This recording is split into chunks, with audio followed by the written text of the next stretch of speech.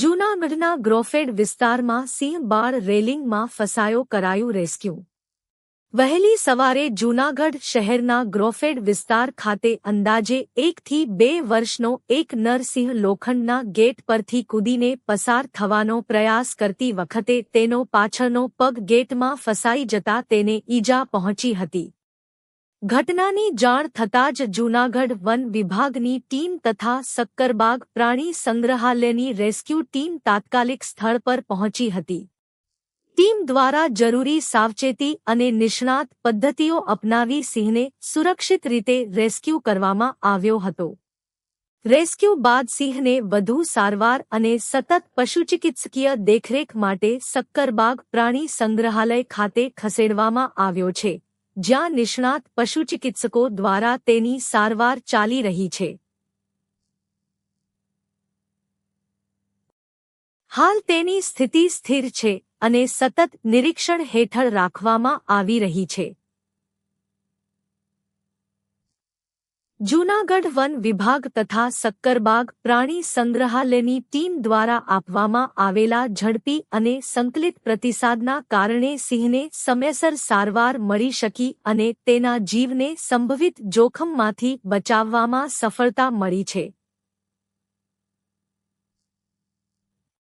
One વિભાગ વન્યજીવોના સંરક્ષણ અને તેમની સુરક્ષા માટે સતત પ્રતિબદ્ધ છે અને આવી કોઈપણ પરિસ્થિતિમાં ત્વરિત તથા અસરકારક કામગીરી કરવા માટે હંમેશા સજ્જ છે।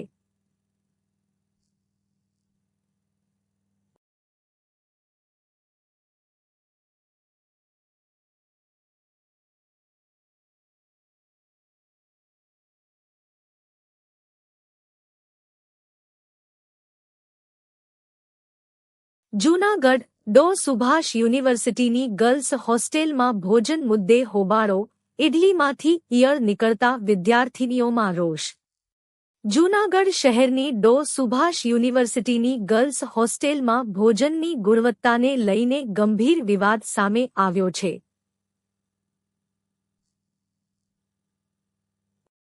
હોસ્ટેલના મેસમાં રાત્રિના ભોજન દરમિયાન પીરસવામાં આવેલી ઇડલીમાંથી જીવતી ઈયળ નીકળ્યાનો આક્ષેપ કરતા વિદ્યાર્થિનીઓમાં ભારે રોષ ફાટી નીકળ્યો હતો।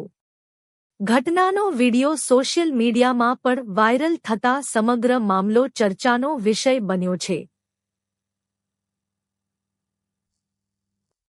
વિદ્યાર્થિનીઓના જણાવ્યા મુજબ તેઓ સાંજે ભોજન માટે મેસમાં પહોંચી હતી ત્યારે ઇડલી ખાતા જ તેમાં ઈયળ જોવા મળી હતી। આ દૃશ્ય જોઈ અનેક વિદ્યાર્થિનીઓએ ભોજન લેવાનો ઇનકાર કર્યો અને મેસમાં હોબાળો મચાવ્યો હતો। વિદ્યાર્થીઓએ આક્ષેપ કર્યો કે છેલ્લા ઘણા સમયથી ભોજનની ગુણવત્તા અત્યંત નબળી છે અને વારંવાર ફરિયાદો કરવા છતાં કોઈ અસરકારક પગલાં લેવામાં આવતા નથી। વિદ્યાર્થિનીઓએ હોસ્ટેલ તંત્ર સામે ગંભીર બેદરકારીના આક્ષેપો કરતા જણાવ્યું કે જો ભોજનની ગુણવત્તા પર સમયસર ધ્યાન આપવામાં નહીં આવે તો વિદ્યાર્થીઓના આરોગ્ય સાથે મોટું જોખમ ઊભું થઈ શકે છે। તેમણે ભોજન બનાવવાની અને પીરસવાની સમગ્ર પ્રક્રિયાની તપાસ કરવાની તેમજ જવાબદાર લોકો સામે કડક કાર્યવાહી કરવાની માંગ ઉઠાવી છે। આ ઘટનાને પગલે વાલીઓમાં પણ ચિંતા ફેલાઈ છે। વિદ્યાર્થીઓને સુરક્ષિત અને સ્વચ્છ ભોજન આપવાની જવાબદારી હોસ્ટેલ તંત્રની હોવા છતાં આવી ઘટના સામે આવતા અનેક સવાલો ઊભા થયા છે। સમગ્ર મામલે યુનિવર્સિટી તંત્ર તરફથી સત્તાવાર સ્પષ્ટતા અને તપાસ બાદ જ હકીકત સંપૂર્ણપણે સ્પષ્ટ થશે।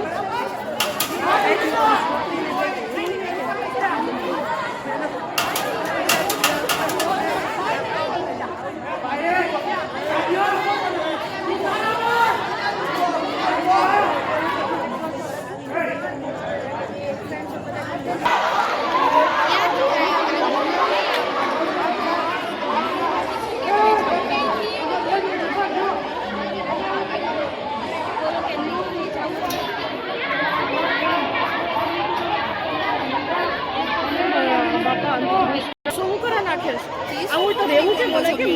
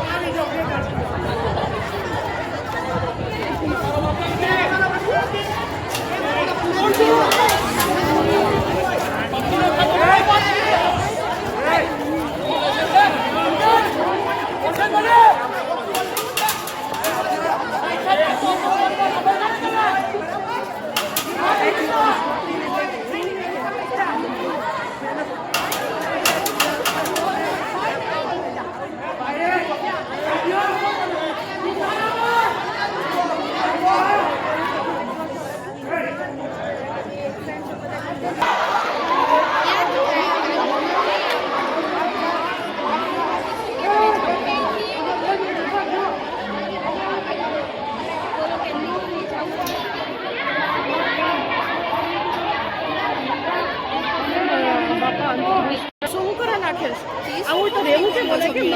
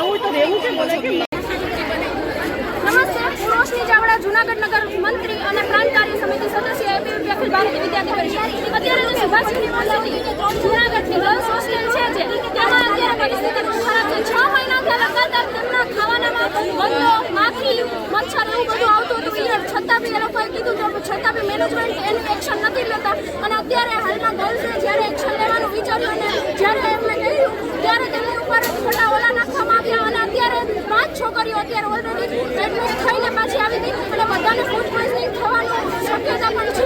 અને એટલે આવી જે એક્શન લેવામાં આવે એના માટે હું વિનંતી કરું છું. નમસ્તે, હું રોશની ચાવડા, જૂનાગઢ નગર મંત્રી અને પ્રાંત કાર્ય સમિતિ સદસ્ય એબીવીપી અખિલ ભારતીય વિદ્યાર્થી પરિષદ. અત્યારે જે સુભાષ યુનિવર્સિટી જૂનાગઢની ગર્લ્સ હોસ્ટેલ છે તેમાં અત્યારે પરિસ્થિતિ બહુ ખરાબ છે. 6 મહિનાથી લગાતાર તેમના ખાવાનામાં ગંદો, માખી, મચ્છર એવું બધું આવતું હતું. છતાં બી એ લોકોએ કીધું તો છતાં બી મેનેજમેન્ટ એનું એક્શન નથી લેતા. અને અત્યારે હાલમાં ગર્લ્સે જ્યારે એક્શન લેવાનું વિચાર્યું અને જ્યારે એમને કહ્યું ત્યારે તેમની ઉપર ખોટા ઓલા નાખવામાં આવ્યા અને અત્યારે 5 છોકરીઓ અત્યારે ઓલરેડી એડમિટ થઈને